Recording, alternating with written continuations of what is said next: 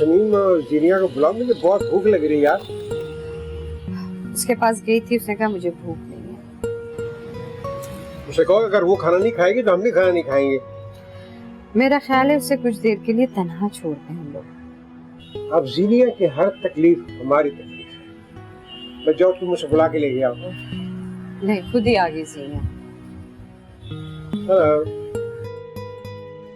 जीनिया बेटा, अपनी खुशियों को दूसरे इंसानों के साथ मशरूत मत करो।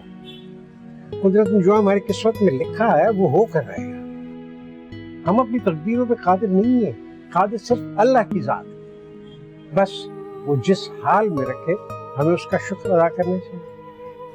मेरे ख्याल में इतनी बड़ी बात नहीं है जितना जीनिया ने इसको बड़ा बना दिया।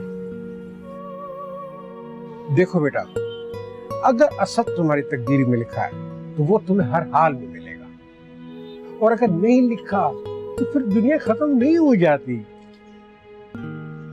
मेरी बात समझ रही हो ना? जी पापा। बस बेटा, मैं तुम्हारी आंखों में आंसू नहीं देखना चाहता। आप सही कह रहे हैं पापा। अब मैं अपनी जिंदगी अपनी मर्जी से गुजारूंगी। मुझे किसी के सहारे की जरूरत नहीं है। जीनिया, तुम तो हमारा सहारा हो बेटा। बिल्कुल, मैं तो कहता हूँ तुम मेरे साथ चल के फैक्ट्री संभालो। ठीक है पापा। शमीम, बहुत भूख लग रही है, जल्दी से खाना लगवा। आप लोग बैठे, मैं खाना लगा।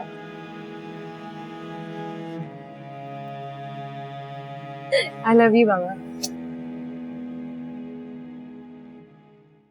आराम से बेटा, आराम से, आराम से।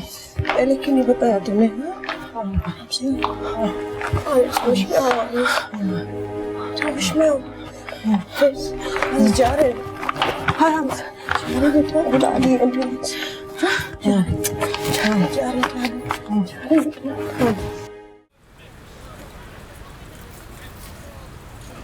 देखिए, हमने इनिशियली तौर पे ट्रीटमेंट स्टार्ट कर दी, लेकिन अभी पेशेंट की हालत ठीक नहीं। कोई खतरे की बात तो नहीं है? पेशेंट की बॉडी ड्रग्स की शदीद आदी हो चुकी है। ऐसा लगता है जैसे किसी किस्म की ड्रग्स उन्होंने छोड़ी नहीं, हर तरह का नशा किया उन्होंने। डॉक्टर साहब, कुछ भी कीजिए, कैसे भी ट्रीट कीजिए, प्लीज आरएस को अच्छा कर दीजिए। फिलहाल हमने उन्हें आईसीयू में शिफ्ट कर दिया। आईसीयू आपने शिफ्ट कर दिया? आप लोग दुआ कीजिए, हम अपनी पूरी कोशिश कर रहे हैं।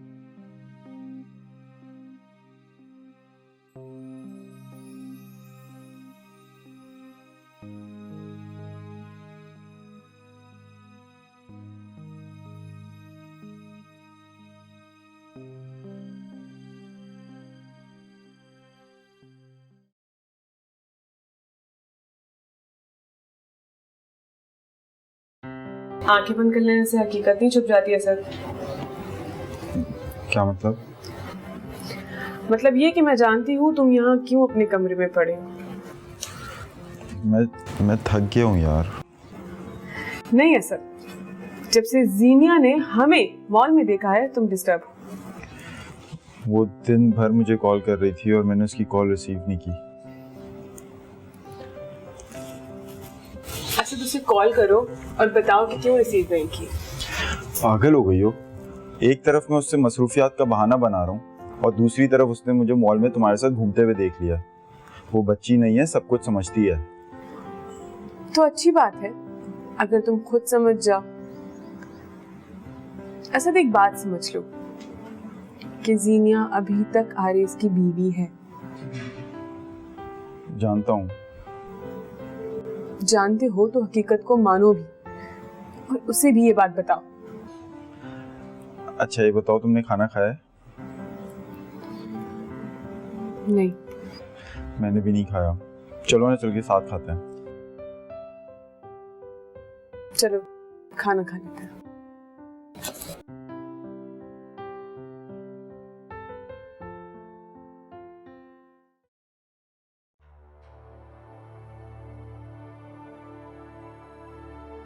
अस्सलाम वालेकुम।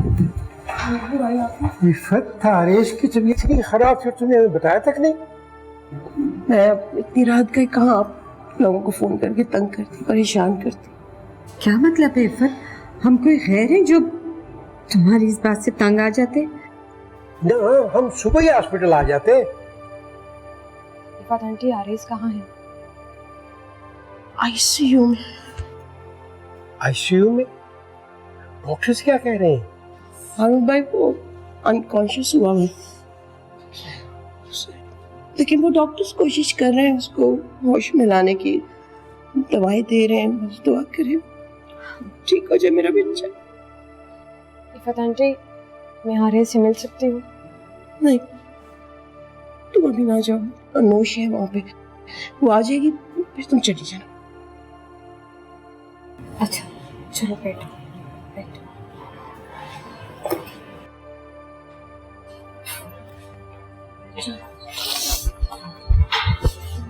भाई आप डॉक्टर से पता करके आ जाए। अस्सलाम वालेकुम। वालेकुम अस्सलाम। आनुश, आरिस कैसे है? हिम्मत रखो बेटा, डॉक्टर्स क्या कहते हैं?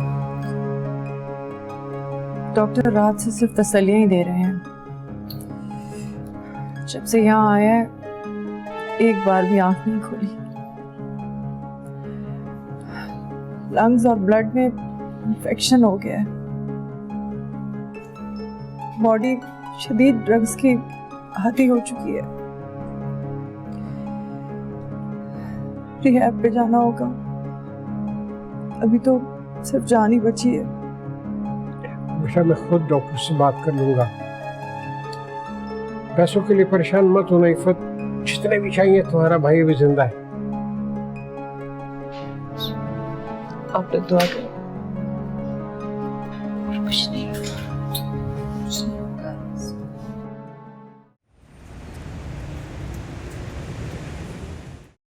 मुझे आपके आने की बहुत खुशी हुई थी।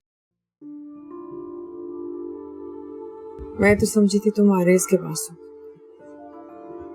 नहीं, आपके जाने के कुछ दिन बाद ही मैं घर छोड़ के चली गई थी। लेकिन क्यों? क्योंकि आरिस को पता चल गया था मेरे और इफ़त आंटी की झूठ के बारे में। जो धोखा हमने उसे दिया था वो जान गया था। इन बातों का कोई फायदा नहीं है। फायदा है फायदा। मैं आपके सामने कन्फेशन करना चाहती हूँ। सीनिया, मेरे दिल में तुम्हारे लिए कुछ भी नहीं है। अनुष, मैंने अपनी पूरी कोशिश करके देख ली। क्या आरिस मुझे चाहे, मुझसे मोहब्बत करे, लेकिन मैं अपनी हर कोशिश में नाकाम रही क्योंकि वो मुझे पसंद ही नहीं करता। उसने इफ़त आंटी और मेरे पापा के कहने पे मुझसे शादी तो जरूर कर ली, लेकिन कभी भी दिल से मुझे एक्सेप्ट नहीं कर पाया। और जब वो मेरी तरफ राग़िब होना शुरू हुआ तो वो भी एक झूठ की वजह से। और जैसे ही उसे झूठ के बारे में पता चला तो वो फिर से मुझसे शदीद नफरत करने लगा। अल्लाह आरिस को सेहत दे। अनुष, आरिस तुम्हें दीवानों की तरह चाहता है, शदीद मोहब्बत करता है तुमसे वो। मैं तो ना कभी उसकी बीवी बन सकी, ना ही कभी बन सकूंगी। नहीं सीनिया, आरिस जैसे ही ठीक होगा मैं तुम दोनों की जिंदगी से कहीं दूर हमेशा के लिए अमेरिका चली जाऊंगी। जब तुम उसे दिल से मोहब्बत करोगी ना, मुझे यकीन है कि वो मुझे भूल जाएगा, अब तुमसे मोहब्बत करने लगेगा। नहीं अनुष, अगर अब कोई आरिस की जिंदगी से जाएगा तो वो तुम नहीं, मैं होंगी। आरिस एक बहुत ही अच्छे दिल का मालिक है। मैं अपने आप को उसके काबिल नहीं समझती। तो क्या तुम आरिस को छोड़कर असद के पास जाना चाहती हो? ये तो मुझे नहीं पता।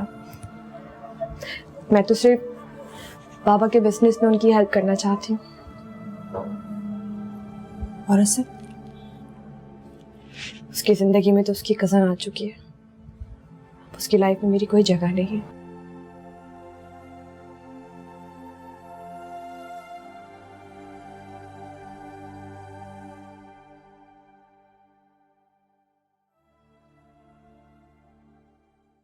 सारा बेटा, तुम्हारी और असद की मंगनी की तैयारियां मुकम्मल हो गई ना? जी अंकल, मेरी तो सारी तैयारी हो गई, लेकिन असद की पता नहीं अगर कुछ रहता हो तो। अरे जाके देखो, वो निकम्मा इंसान मंगनी वाले रोज भी ना टी शर्ट और जीन्स में आ जाएगा। अंकल ऐसी कोई बात नहीं है, मैंने उसके रस्म का जो ड्रेस है वो तैयार करवा लिया। एंड आपको पता है, मैंने आपकी और आंटी की ड्रेसेस की भी डिजाइन पसंद कर लिए हैं, बस आपको साथ चल के देखना है। Very good, thank you so much. हाँ हाँ, देख लेंगे चल के। जाओ चेक कर लो असद को। ओके।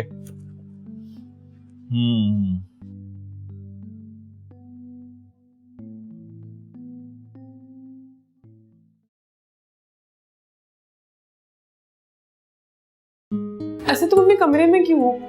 हमारी मंगनी होने वाली है, अम्मी अब्बू आ रहे हैं और अंकल आंटी बेचारे अकेले तैयारियां कर रहे हैं सारी। अपने कमरे में बैठे हो तुम चलो, मैं आता हूँ। ऐसे तुमसे एक बात पूछूं? जरूर कोई फजूल सवाल होगा। खैर पूछो। तुम मुझसे मोहब्बत करते हो ना?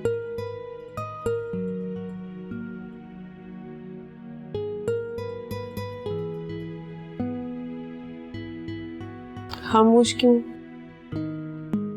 हाँ वो अंकल आंटी मुझे बता रहे थे कि जब मैं यहाँ नहीं थी तुमने मुझे बहुत मिस किया ना। हाँ शायद तुम्हें पता है, तुम वो वाहिद लड़की हो जिसने मेरा इतना ख्याल रखा है। बचपन से मैं अपने सारे काम करने का खुद आदी था, लेकिन तुम्हारे आने के बाद मैं तुम्हारा आदी हो गया। लेकिन मोहब्बत तो नहीं पैदा कर सकी ना। ये तुमसे किसने कहा? तुमने मेरा इतना साथ दिया, मेरे गुस्से को भी हंसकर बर्दाश्त किया। मैंने तुम्हें हमेशा हर्ट किया, लेकिन उसका जवाब तुमने हमेशा मुस्कुरा कर दिया। मेरी जिंदगी में एक अच्छे दोस्त की कमी थी जो तुमने पूरी की है सारा। लेकिन सिर्फ एक अच्छे दोस्त की कमी है ना? सारा क्या हो गया तुम्हें? मैंने तुम्हें कभी इतना संजीदा नहीं देखा। कुछ नहीं, बस यूं ही। असद बाहर सब तुम्हारा वेट कर रहे हैं, आ जाओ जल्दी। तुम चलो ना।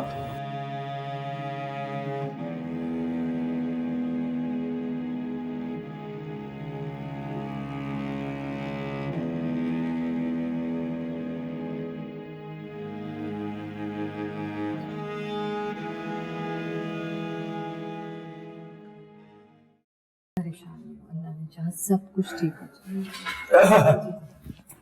मैंने डॉक्टर से बात कर ली कि आरएस के इलाज में किसी किस्म की कोई कमी नहीं होनी चाहिए, और हॉस्पिटल का अच्छे से अच्छा डॉक्टर उसको देख रहा। हारून, खुदा ना खास्ता कोई परेशानी की तो बात नहीं है ना? तो हम उम्मीद रखें कि वो ठीक हो सकता है। हाँ हाँ, इंशाल्लाह जल्द ठीक हो जाएगा, इसमें परेशानी की कोई बात नहीं। आंटी आप फिक्र नहीं करें, आरएस इंशाल्लाह जल्दी ठीक हो जाएगा। आप लोगों का बहुत बहुत शुक्रिया, सारी रात आप लोगों ने मेरे साथ यहाँ गुजार दी। अरे इफ़त, हम तुम्हारे अपने हैं, हम तुम्हारा साथ नहीं देंगे तो कौन देगा? कैसी बातें कर रही हो तुम? मैं जरा आरएस को देख कर आ जाऊँ। चल चल बैठ बैठ जा बैठ जा।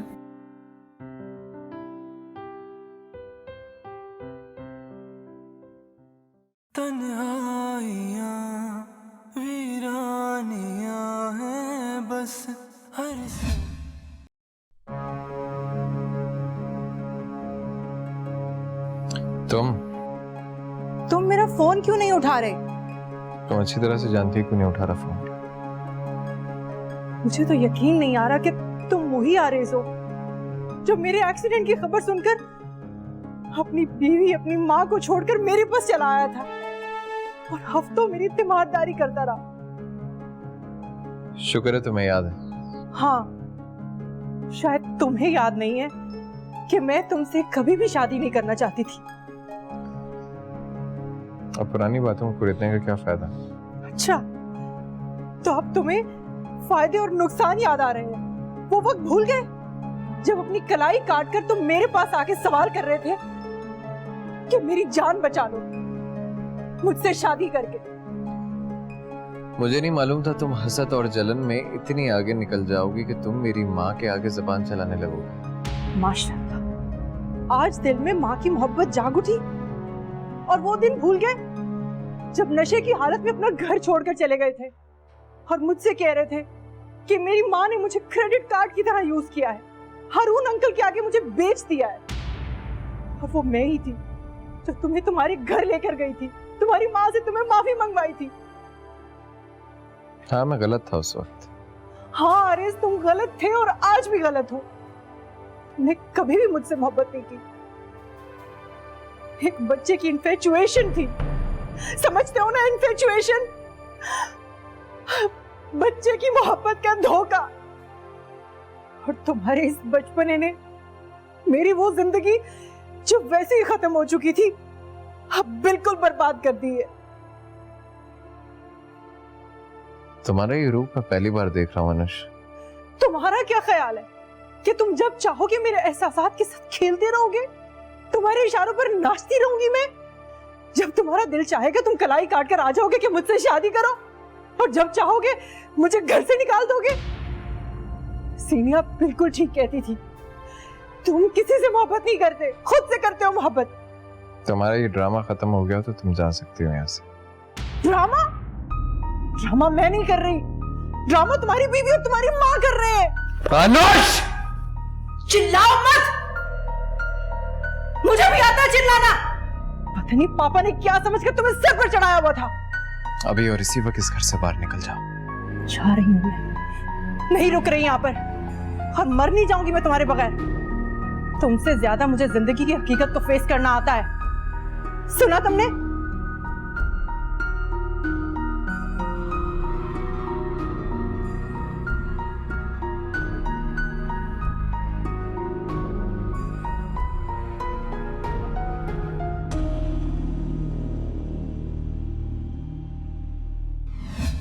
यारा वे हो यारा वे।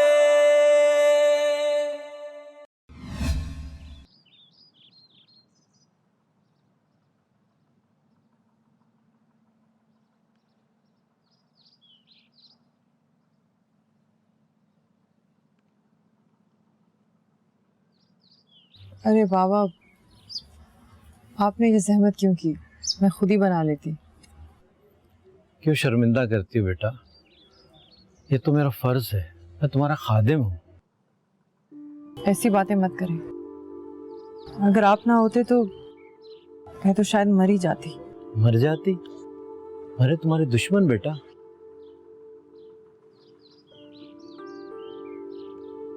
बेटे, बाबा आप कुछ कहना चाह रहे हैं? बेटा अगर बुरा ना लगे तो एक बात कहूँ। भला आपकी बात क्यों बुरा मानूंगी? बेटे अगर जाने से पहले आरिस बेटा को बता देती तो अच्छा था, इस तरह जाना उसको बुरा लगेगा। उसने कभी मेरी किसी बात का ख्याल नहीं रखा कि मुझे क्या अच्छा लगता है और क्या बुरा। जब उसको मेरा जरा भर भी एहसास नहीं है तो मैं क्यों करूं उसका ख्याल? बेटा लेकिन बेटा वो तुम्हारा शौहर है। शौहर है, लेकिन शौहर होने का कभी हक नहीं अदा किया उसने। मैं उसकी शक्ल भी नहीं देखना चाहती, और आज के बाद आप इस टॉपिक पे बात नहीं करेंगे। ठीक है बेटा।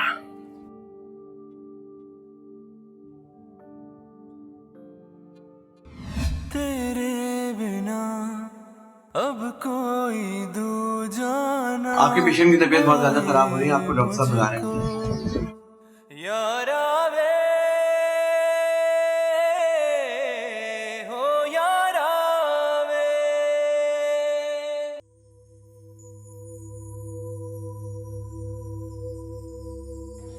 जी डॉक्टर साहब। पेशेंट की ब्रीथ मजीद कम हो गई है। ब्रीथ कम हो गई है? क्या मतलब? अगर इनकी ब्रीथ मजीद कम होती है तो मैंने वेंटिलेटर पे ले जाना पड़ेगा। फिलहाल मैंने वापस आईसीयू शिफ्ट करो। वेंटिलेटर? वेंटिलेटर के लिए आपकी परमिशन तो है ना? जी जी डॉक्टर साहब प्लीज आरएस की जान बचा लीजिए।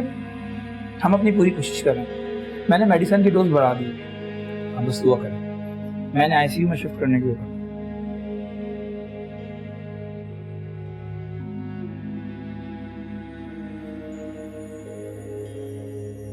आरएस प्लीज प्लीज मुझे छोड़ के मत जाना, मेरा तुम्हारे सिवा कोई नहीं है।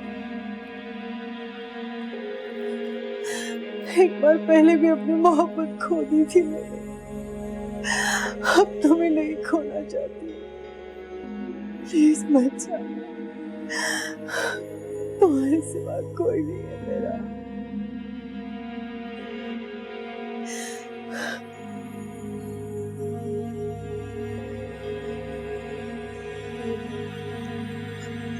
आरएस ठीक हो जाएगी।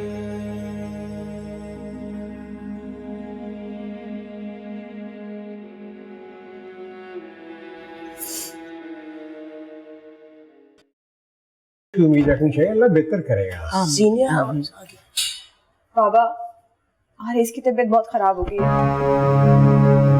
वेंटिलेटर पर डाल। मैं उसको मुझे अभी इफ़त अभी नहीं। तुमसे अलग कैसे रहेंगे ये बतला दो ना, होके जुदा कैसे जिएंगे ये सिखला दो ना। यारा वे हो यारा वे।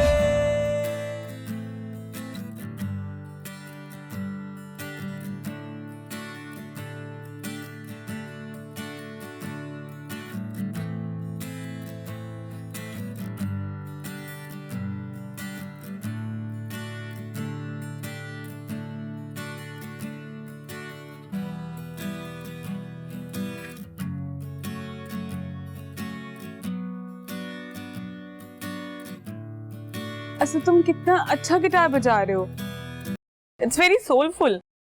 क्या वाकई तुम्हें अच्छा लगा? मुझे बहुत अच्छा लगा।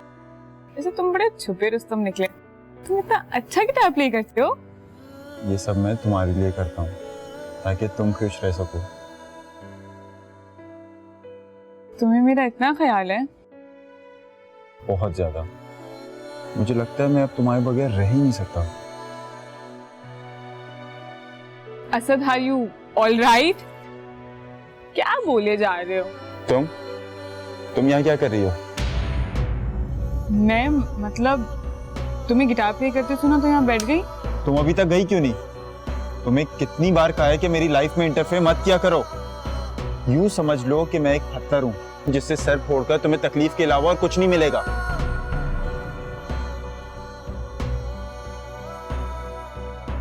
You know what? You impossible.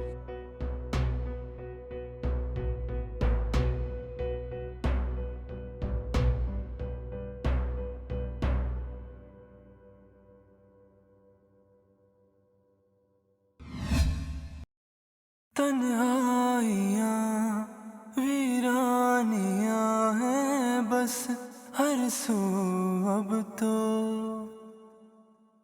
तेरे बिना अब कोई दूजा ना भाए मुझको।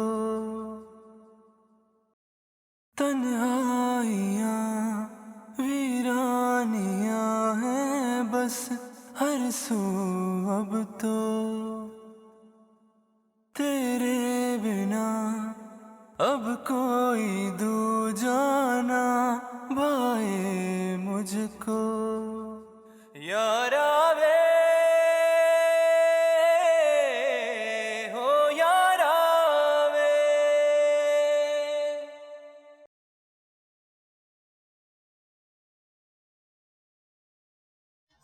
हेलो असद। कहाँ हूँ जीनिया? मैं कब से तुम्हें फोन ट्राई कर रहा था। मैं हॉस्पिटल में थी, अभी घर आई हूँ। आरिस की तबीयत अब बेहतर है, वो खतरे से बाहर है। तुम्हें खुशी है इस बात की, अफसोस? कैसी बातें करते हो तुम ऐसे? मैं वाकई बहुत खुश हूँ। एक माँ को उसका बेटा मिल जाएगा और एक चाहने वाली बीवी को उसका शौहर। और तुम्हें? असद, मैंने फैसला कर लिया है कि मैं आरेज और अनुज की जिंदगी से निकल जाऊंगी। मैं मजीद उनकी जिंदगी में रहकर उनकी जिंदगी खराब नहीं करना चाहती। जीनिया, क्या तुम्हारा आखिरी फैसला है? बिल्कुल असद, लेकिन इसका मतलब ये हरगिज नहीं है कि मैं तुम्हें बाउंड कर रही हूँ। हम कल भी अच्छे दोस्त थे और हमेशा अच्छे दोस्त रहेंगे। तुम सारे से शादी कर भी लोगे, फिर भी हमारी दोस्ती खत्म नहीं होगी, हमेशा रहेगी। सारा एक बहुत अच्छी लड़की है, वो तुम्हें हमेशा प्यार करेगी। और तुम? असद, मैं फोन रखती हूँ। तुमने मेरी बात का जवाब नहीं दिया। अगर जिंदगी में मैंने किसी को चाहा है तो सिर्फ तुम हो। जरूरी तो नहीं कि इंसान जिसे चाहे या जिसे प्यार करे वो उसे हासिल भी करे।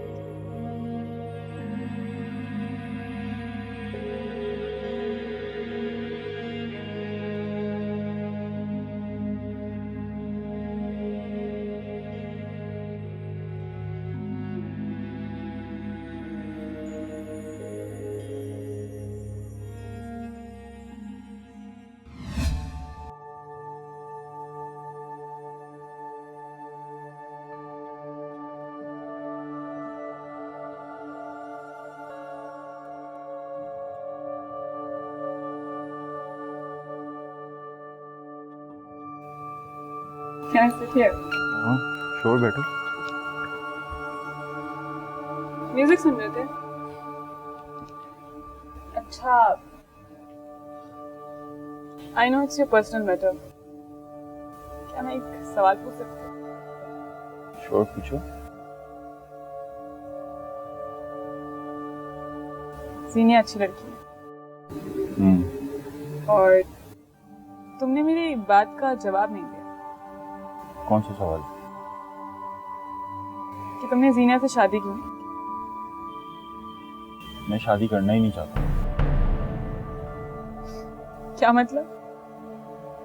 मेरा ख्याल है कि शादी करने के बाद दोस्ती और मोहब्बत जैसे खूबसूरत जज्बे खत्म हो जाता है। पर ऐसा जरूरी तो नहीं कि दोस्ती और मोहब्बत जैसे जज्बात शादी के बाद ही पैदा हो। मेरा तजुर्बा बहुत पहले सारा।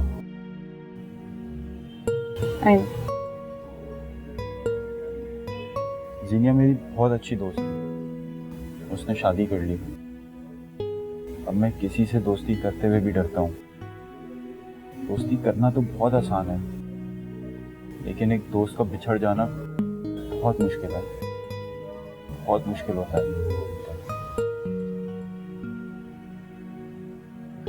असद, जरूरी नहीं कि सारे एक्सपीरियंसेस जिंदगी में सेम।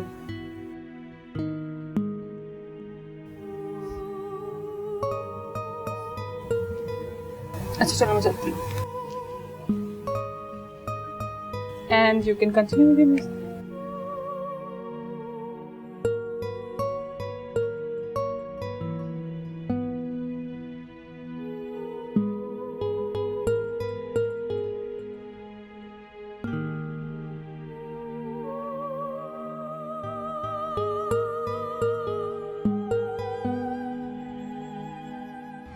तेरे बिना अब कोई दूजा ना भाए मुझको यारा वे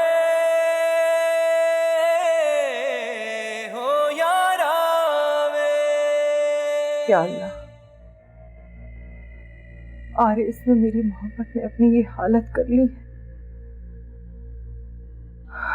इतना बड़ा गुनाह नहीं किया जिसकी उसको सजा मिल रही है। उसके हाल पर रहम फरमा, मेरे आरिस को सेहतियाब कर दे।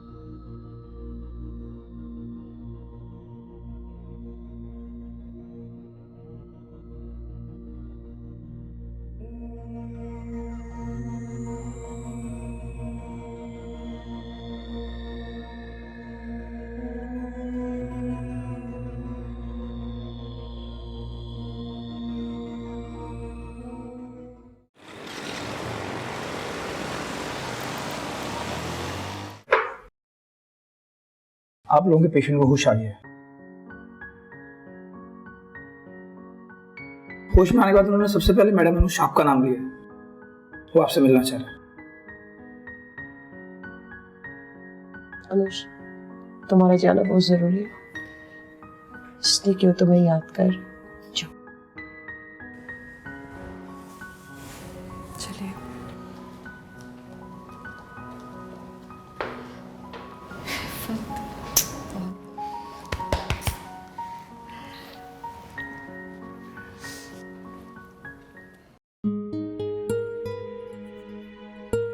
सारा,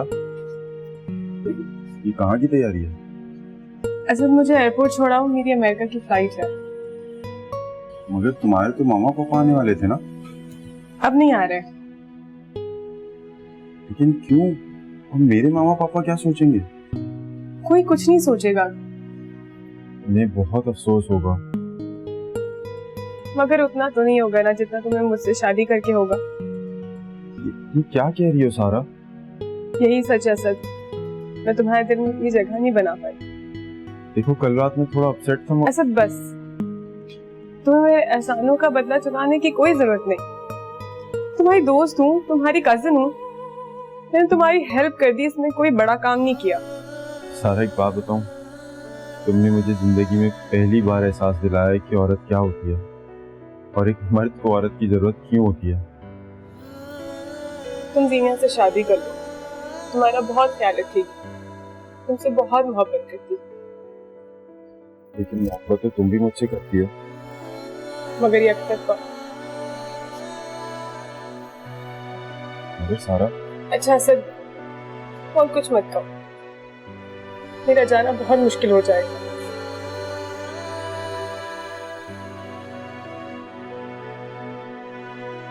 पागल, अब सूटकेस भी मैं खुद उठाऊं?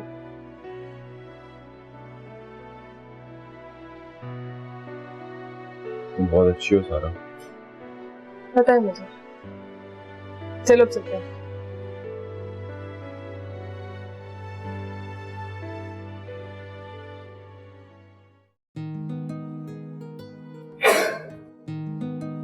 बस बेटा,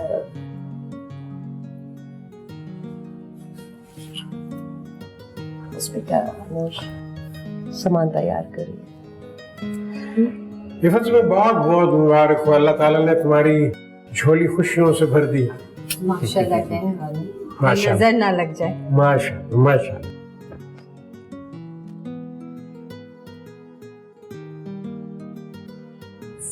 ये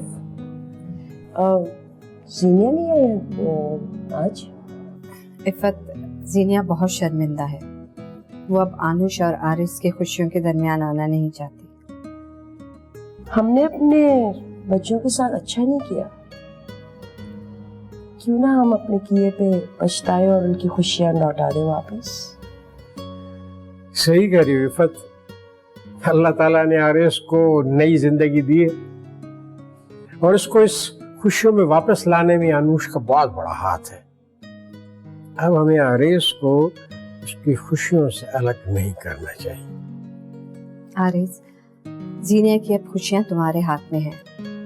अब वो तुम दोनों के दरमियान आना नहीं चाहती है, अकेला रहना चाहती है, लेकिन हम माँ बाप उसको तन्हा तो नहीं छोड़ सकते हैं ना। आंटी आप फिक्र ना करें, जीनिया को भी उसके हिस्से की खुशियां मिलेंगी और उसकी खुशियां आसिफ से मुंसलिक है।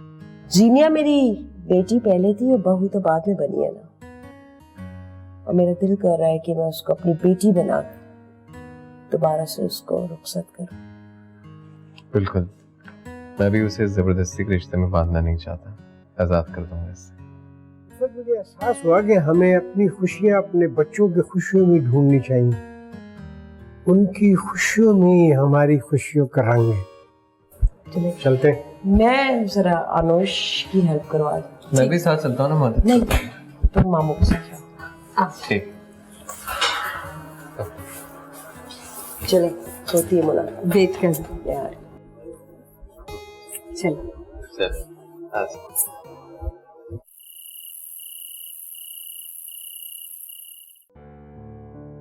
जब भी माजी के बारे में सोचता हूँ अनुष बहुत खौफजदा हो जाता है। ऐसा लगता है सब कुछ एक पुराने ख्वाब की तरह है। भूल जाओ माजी को, जो आज है वही हकीकत है। तुम मेरे पास हो, मेरे साथ हो, बस मेरे लिए यही है। अनुष, वादा करो मुझे कभी छोड़ोगी नहीं। तुम भी मुझसे वादा करो कि तुम हमेशा मुझसे ऐसे ही प्यार करते रहोगे, इसी तरह चाहते रहोगे, कभी खुद से अलग नहीं करोगे मुझे। मैं वादा करता हूँ तुमसे, अब सब कुछ अच्छा होगा।